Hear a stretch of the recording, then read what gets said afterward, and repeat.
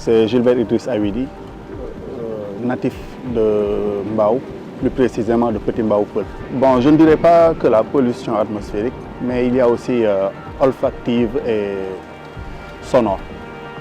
Nous vivons toutes sortes de pollutions.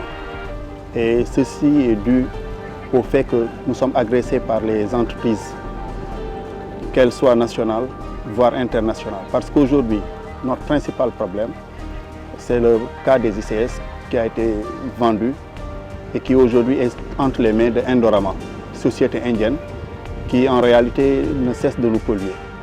Et ceci, nous le décrions depuis il y a belle lurette. Mais malheureusement, il n'y a jamais eu d'écho favorable pour la population. Et malheureusement aussi, par rapport à la responsabilité sociétale d'entreprise, toute redevance est versée au niveau de Sicap Mbao, ce qui fait que la population de Mbao, et plus particulièrement celle de Mbao Peul, n'y voit pas son compte, malheureusement. Et quand je parle de compte, ce n'est pas en termes pécuniaires, mais plutôt en termes sanitaires. Parce qu'il y a des cas de maladies rares et graves, ce qui a emporté quasiment bon nombre d'habitants, bon nombre de populations au niveau de Mbao Peul. À l'endroit où nous sommes, il y a de cela quelques années, je dirais 30, 25 voire 30 ans, il n'y avait que des cocotiers. Il n'y avait que des cocotiers. Parce qu'il y avait les SIES qui ont donné naissance aux ICS.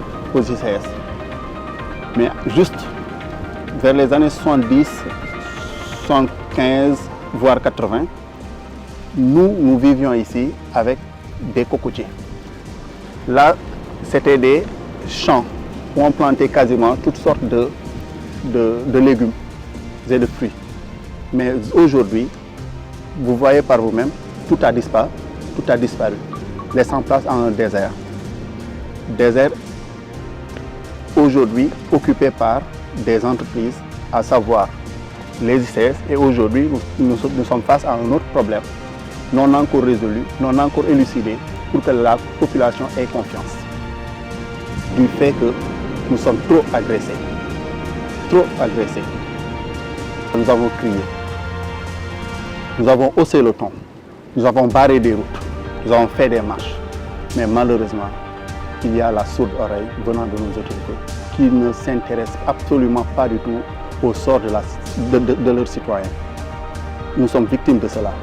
Mais nous n'allons pas cesser de nous battre. Nous n'allons pas cesser de nous battre. Tant qu'il y a possibilité de parler, tant qu'il y a possibilité de crier, nous allons crier. Voir maintenant quelles solutions seront proposées pour éradiquer une bonne fois pour toutes ces phénomènes qui ne cessent de gangréner la population de Mbao et environ.